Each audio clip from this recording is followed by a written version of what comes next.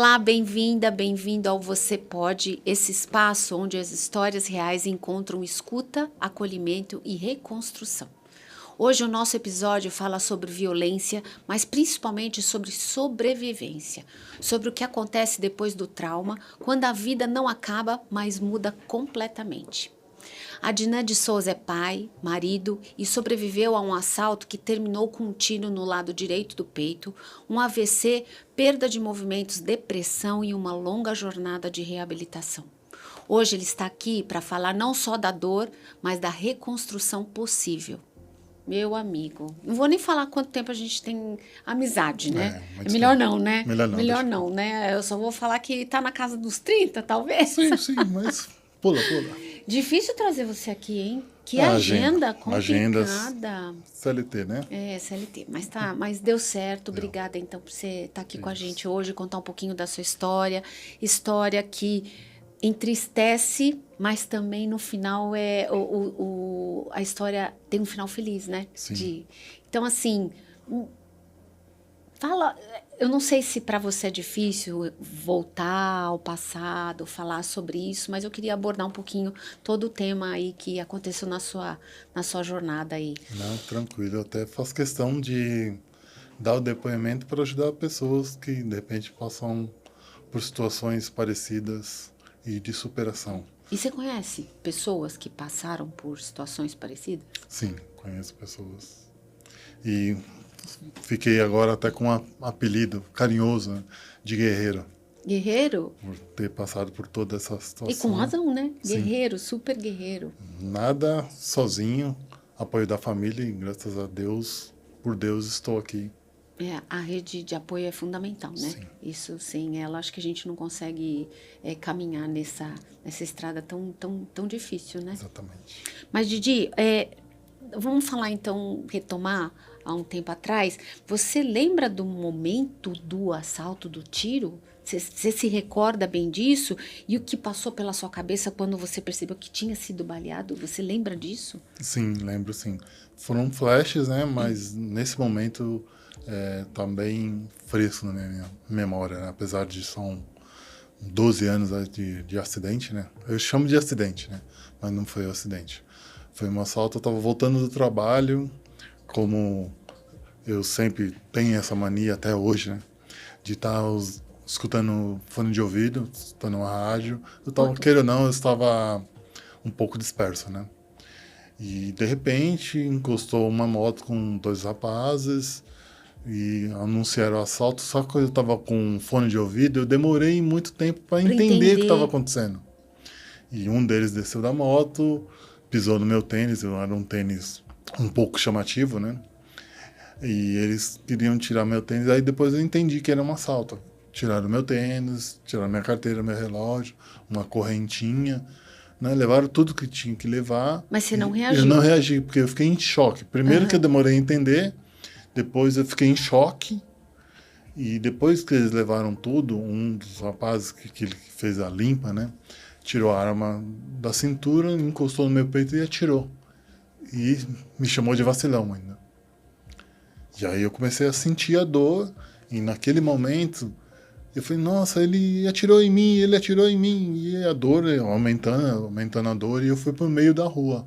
E nesse mesmo momento, na hora que ele atirou, ele já foi embora. Ele subiu na moto e foi embora. E eu fui pro meio da rua. E nesse momento que eu fui pro meio da rua, eu vi um carro vindo, eu coloquei a mão, me ajuda, que eu tomei um tiro. O rapaz prontamente que me socorreu, ele abriu a porta do passageiro, eu me joguei para dentro, e na mesma hora eu já falei assim, me ajuda, eu tomei um tiro. Ele já tinha visto, né, o que estava acontecendo, e eu só pensava na minha esposa, né. Avisa, Ana, minha esposa, avisa, e eu falava o número do celular dela toda hora para ele. Avisa, amor, eu te amo. E assim, para mim eu já estava morrendo. Você lembra eu vejo que você se emociona, porque é uma história, não tem como não se emocionar, mas você lembra de detalhes absolutamente todos. E você fala assim, eu demorei para entender o que estava acontecendo, mas são frações de segundos, exatamente, né? Mas para mim foi uma eternidade, mas de repente naquilo, eu acho que demorou uns 5 minutos, desde a abordagem até eles levarem tudo e eu tomar um tiro e tudo mais. E é porque a primeira questão que a primeira pergunta que a gente faz é a reação. Você reagiu, porque Não, geralmente ou ele deve ter entendido que reagiu, mas é pura maldade. Pura maldade e, assim, teve alguns aspectos que eu acho que influenciaram a ele tomar a atitude de me atirar. Além da maldade que dá, né, do ser humano hoje. E na época eu fazia academia, como eu ainda faço, só que na época eu estava muito forte, muito grande, cabelo raspado.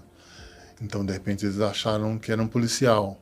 E eu também, como demorei a reagir, demorei, né, de todo o processo, eles acharam que eu estava enrolando para ganhar tempo. Então, também atiraram, de repente, por raiva. Você demorou muito para entregar tudo, demorou. E atiraram. E chegaram a prender? Já chegaram Então, a ver? não sei. Ouvi falar, né, que prenderam, que mataram, mas não sabe se é a mesma Se é uma pessoa. realidade. E teve um agravante, como eu fui socorrido no pronto-socorro, na emergência, chegaram alguns policiais, isso é um relato do rapaz que me socorreu, que todo o tempo ele me acompanhou até Você vê que tem na gente emergência. boa nesse mundo também, né? E ele me falou, entraram 2 policiais na sala de emergência, e sorte que eu estava lá, sorte assim, Deus, né, trabalhando, que eu estava lá, que eles acharam, como eu estava com um resíduo de pólvora no organismo, acharam que eu era a pessoa que tinha atirado num policial na mesma noite, tinha baleado num policial. Se o rapaz que me socorreu não estivesse lá, quem Poderia sabe ter os policiais poderiam suspeitar de você. ir, né, Meu interferir no Deus. atendimento. Meu Deus, ainda bem que o rapaz ficou o tempo todo com você. Exatamente. Você tem contato com ele? Tem, até hoje ele Tem. é padrinho do meu filho caçula. Ai, que bacana. Aí você vê que uma história se constrói aí, né? Exatamente. Que ser humano, eu falo, o mundo infelizmente está repleto de pessoas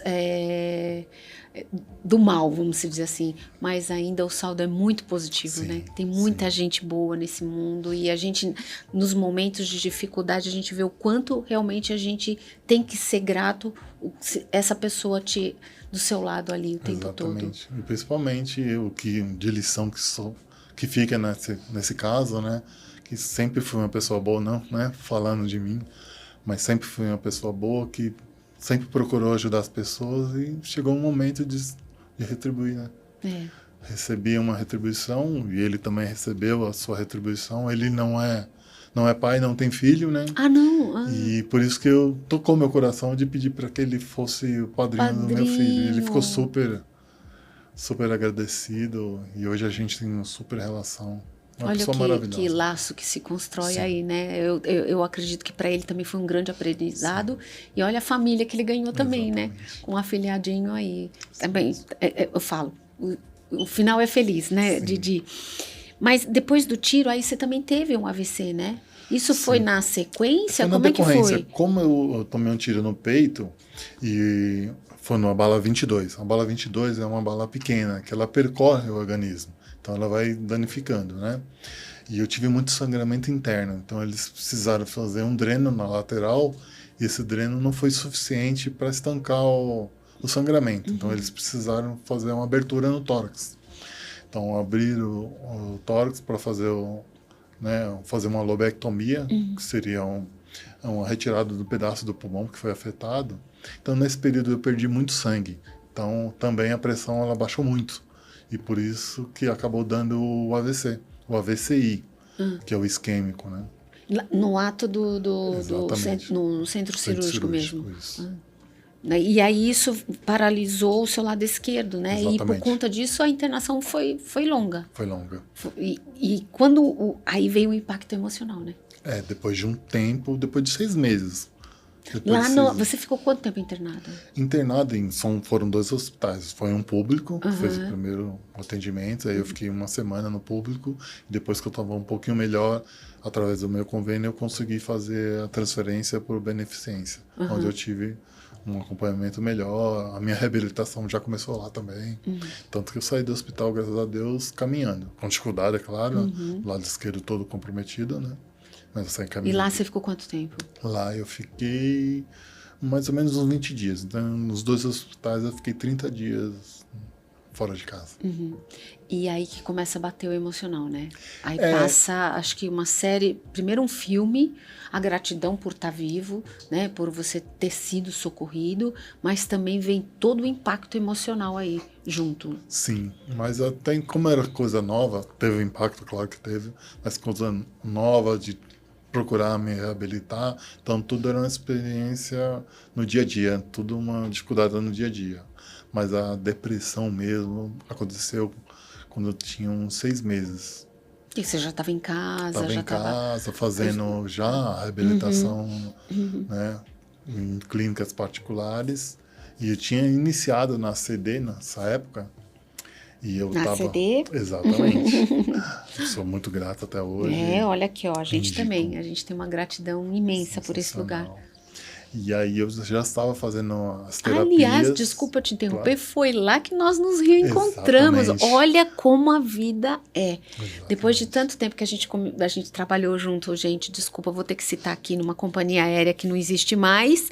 A gente trabalhou junto e aí depois de muito tempo a gente se encontrou. Olha a história da nossa vida. Você com o seu propósito, eu com o meu propósito, a gente se reencontrou Exatamente. lá. Foi mais um benefício. Foi mais um benefício, né, para juntar a gente novamente. Exatamente. Desculpa te cortar. E aí? Isso.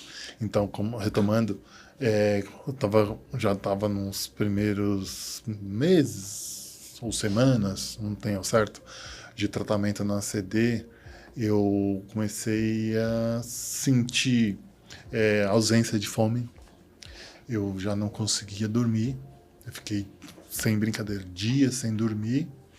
E quando eu conseguia dormir, eu acordava à noite com sensação de sufocamento, que eu ia falecer a qualquer momento. E isso repetidamente em alguns dias, até que o convívio com a família estava muito difícil, porque meu filho tinha acabado de nascer, e eu não conversava com eles. E ainda nesse processo todo, ainda com um filho pequeno, né? Pequeno. E eu já não interagia com ninguém, eu não conversava com ninguém. Minha mãe, na época, era viva, me ligava e eu não falava com ela. Todo mundo que ia me visitar não falava com ninguém. E aí minha esposa pediu ajuda na CD, explicou o que estava acontecendo. Aí prontamente a CD identificou também que eu estava num processo de depressão, que era normal. E aí eu precisei tomar medicamentos, né? Para controlar a depressão. Você acha que esse foi o momento mais difícil? Muito mais difícil.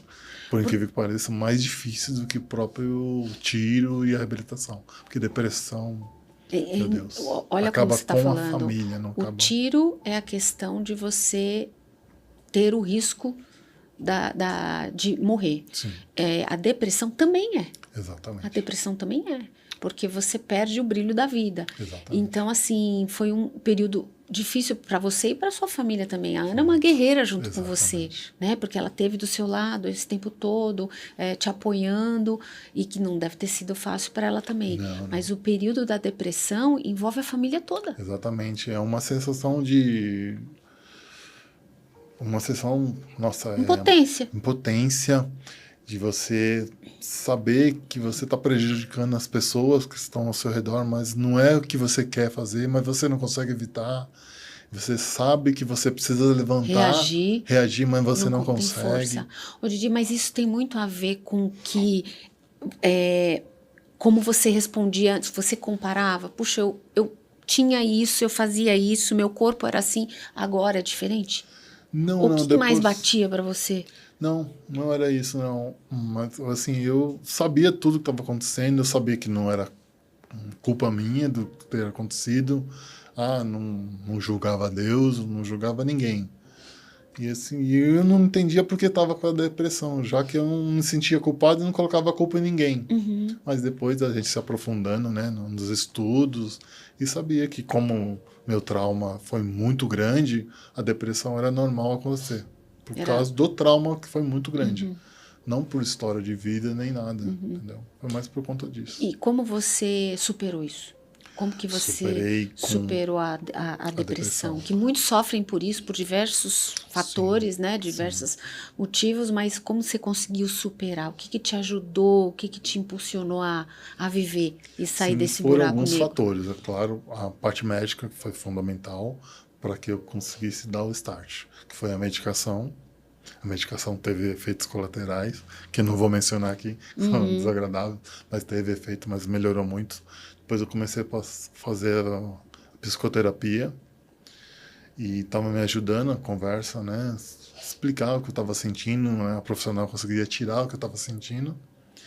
E depois, como eu continuei fazendo as minhas terapias, comecei a ter um pouco mais de autonomia nos movimentos, principalmente na piscina, né? Piscina é fundamental para uma Deus, reabilitação, né? A nossa fisioterapia aquática me ajudou muito. Um abraço para a nossa amiga Carlinha, que me ajudou bastante lá na CD. Então, a partir daí, eu comecei a ter um pouco mais de independência. Comecei a sair sozinho. Eu lembro da primeira vez que eu peguei um transporte público para ir para a CD sozinho. Inclusive, o benefício da piscina, a gente recebeu aqui a Marjorie, e foi uma graça essa conversa, o quanto isso ajuda na reabilitação do paciente. É fundamental, isso é fundamental. Então, vale a pena a gente dar um TBT aí, para olhar esse episódio aí. Mas e aí, Didi, desculpa te cortar. Isso, tranquilo. Então, como eu comecei, retomando, como eu comecei a ter um pouco mais de autonomia, né, de sair de casa e cada dia mais com as terapias tendo um pouquinho mais de confiança de dar um passo a mais, eu consegui voltar à academia. E você sempre gostou, né? Sempre gostei. Então, ou seja, o esporte, de novo, vindo que a gente também já falou várias vezes aqui de esporte, o quanto também traz benefício, né? Para o corpo, para a alma e para a mente. Sim, e eu voltei para a academia, voltar a fazer as atividades, e uma das sessões de terapia, né? Psicoterapia, e a terapeuta falou, você tá melhor, bem melhor, né? Falei, olha, eu percebi que a retomada da atividade física me está fazendo um bem muito grande. Tanto que quando eu não vou por algum motivo, eu sinto uma angústia, uma alteração no humor. Não, isso é bom, você fazer atividade física, só que você não pode ficar refém da atividade física. Aí eu fiquei pensando comigo, como assim? Esse negócio me faz bem, está trazendo benefício? E aí eu continuei, foquei, e até então... Não parou mais. Não parei mais, e eu, graças a Deus, eu superei essa depressão e essa alteração de humor. Na ACD era uma equipe multidisciplinar ou você fazia só a fisioterapia? Sim, era multidisciplinar. Tanto que a psicoterapia era uma das disciplinas, a aquática, no solo. Tinha algumas atividades também. Quando eu comecei a fazer na fisioterapia aquática, eu comecei a descobrir movimentos que estavam escondidos. O que era? Nadar. E aí uma das pessoas que trabalhavam, né, na piscina falou, nossa, vejo que você nada bem. A gente tem uma equipe lá no Centro Olímpico, o pessoal, né, da Paralimpíadas, você não quer fazer um teste lá? Falei, eu gostaria. Aí comecei a fazer um teste lá, comecei a participar com eles, e isso foi dando muito mais segurança, né? Confiança. E também eu falei, eu quero descobrir coisas novas que me ajudam. E quanto tempo você ficou de tratamento lá na CD? Olha, na CD, como eu tive, graças a Deus, uma evolução bem grande, pela idade, também pela memória física, eu fiquei ao todo lá, eu fiquei uns 2 anos, porque eu fiquei em intensivo 1 ano, depois que eu fui melhorando, eu fui fazendo algumas especialidades de TO, né? Só para aprimoramento, mas depois eu tive uma alta porque meu... Fono também? Fono eu não precisei. Não precisou. A única disciplina que eu não precisei. Os demais eu precisei, sim.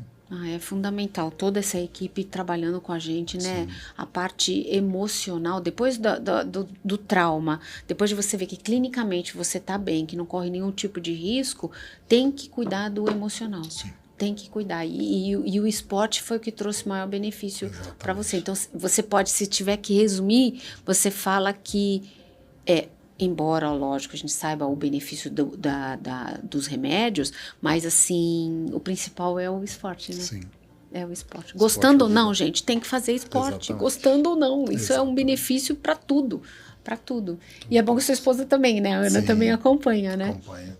E hoje você poder jogar uma bola com seu filho, com seus filhos. Isso aí não tem preço, né, Didi? Não tem. Até sempre eu sou apaixonado por futebol. Desde sempre joguei com meu pai, com meus tios. Então, assim, o meu foco também na minha reabilitação, por incrível que pareça, era o futebol. No começo da minha da terapia, na fisioterapia, antes da ACD, uma das profissionais falou assim, não, você nunca mais vai jogar futebol. Aquilo me impactou naquele momento, mas eu sabia, no fundo, não, eu vou voltar. Então eu tracei aquela meta. Eu preciso me reabilitar para voltar a jogar futebol. E depois de mais ou menos uns 3 anos, eu voltei a jogar futebol. Você vê? Sim. Ai, que lindo. Sim. E trabalho, Di, como é que foi para a parte de trabalho para você? Você voltou depois de quanto tempo? Teve dificuldade? Como é que você encara o retorno? Tanto para as pessoas que convivem com você lá no emprego, você não precisa citar o trabalho, o local nem nada, mas foi difícil também? Foi difícil, foi todo um processo. Eu passei por várias perícias no INSS. A parte burocrática que é complicada, Exatamente, né? mas sempre falando que eu precisava voltar. E eu tinha muita insegurança de voltar. Tinha insegurança? Muita insegurança. Por você ou pelo externo? Exatamente. Por mim. Ah, tá. Por mim. Falando, eu não vou conseguir desempenhar, não vou conseguir. E, queira ou não, eu peguei todo esse período que eu fiquei afastado, foram 5 anos afastados. E eu foquei muito na atividade física, ou seja, eu fazia atividade física em 2 períodos, de manhã e à tarde. Então eu acostumei com aquela rotina, que me está fazendo muito bem. E aí, nos últimos anos, desse período de 5 anos, os últimos períodos, os médicos falaram, você precisa voltar a trabalhar, a gente não vai te aposentar, você precisa voltar a trabalhar. Até porque ser novo não faz sentido, pode produzir, não faz sentido aposentar. Exatamente. E aquilo estava me causando uma insegurança. Mas como eu tinha atividade física, eu ia, né, amenizando toda essa ansiedade, né, de voltar a trabalhar. Mas chegando em 2018, eu tive, né, pelo INSS, você vai voltar a trabalhar, você tem condição de voltar a trabalhar reabilitado, em outra função como PCD, mas você vai voltar a trabalhar. E aí eu voltei a trabalhar. No começo foi difícil, foi muito difícil.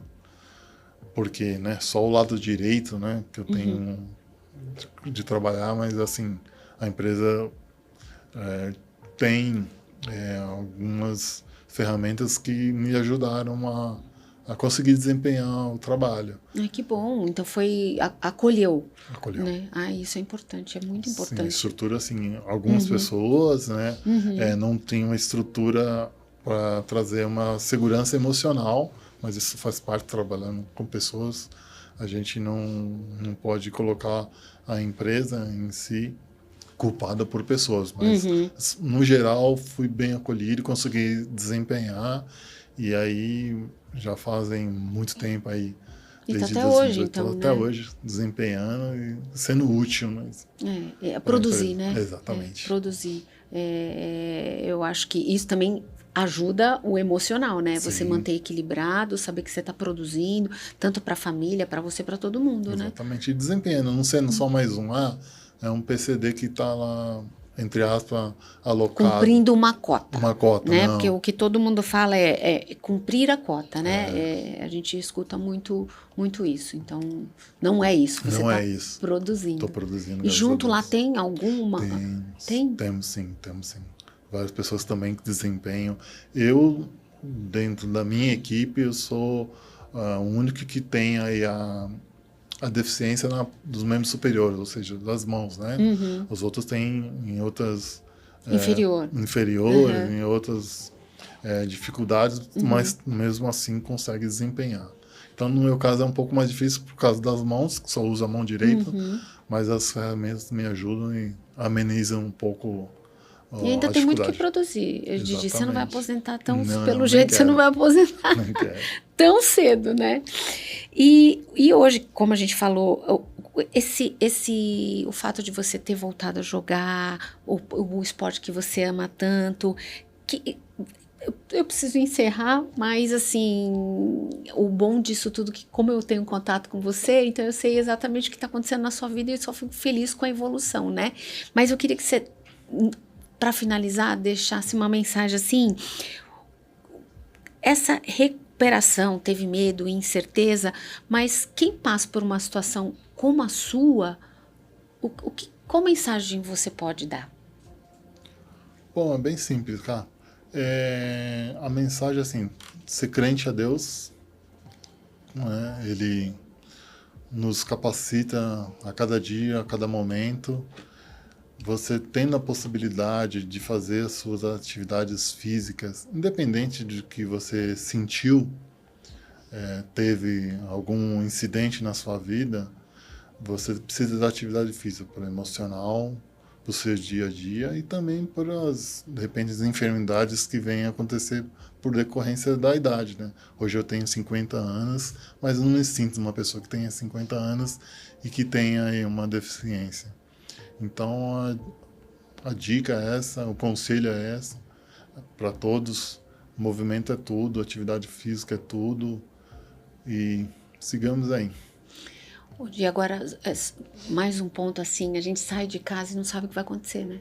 É inacreditável, gente. Então, cada um na sua fé, na sua crença, se protege da maneira que pode. Né? Então, a gente se agarrar na crença que cada um tem e fazer o que está nas nossas condições, né? Porque a gente sai de casa e não sabe o que vai acontecer. Exatamente. Viva o que tem que ser vivido hoje, porque no meu caso foi só uma virada de chave. Exato. Era um dia normal, voltando para casa e tudo mudou. De repente. Mudou sua vida de repente, mas você está aqui e eu acho que também uma mensagem que a gente pode dar aqui no pertencimento, você pode, viva.